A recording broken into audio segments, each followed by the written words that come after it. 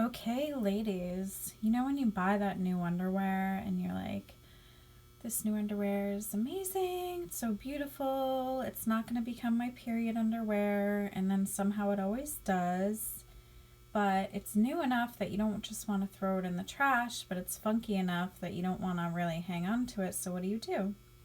So you go to the store and you get yourself some fabric dye. This is tulip fabric dye. It's a dry dye that you add to liquid. I've never used it before. I usually get the RIT dye, which is a liquid dye. I like to use the washing machine. So basically you just add the really hot water, the hottest it can be, add your dye packet, whether it's liquid or the dry stuff.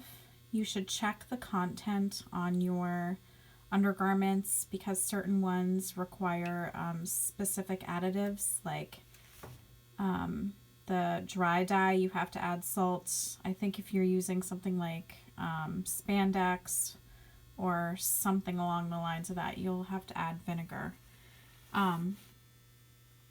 So I put the hot setting for the water. I threw in the dye.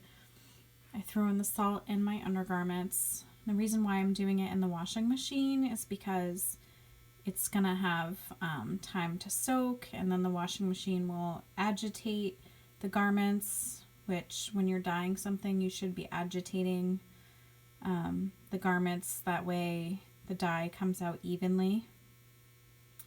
So now that it's in here, it's going to agitate itself, and then it will go through its own rinse cycle. And then once it goes through the rinse cycle, I could go ahead and throw it into the dryer.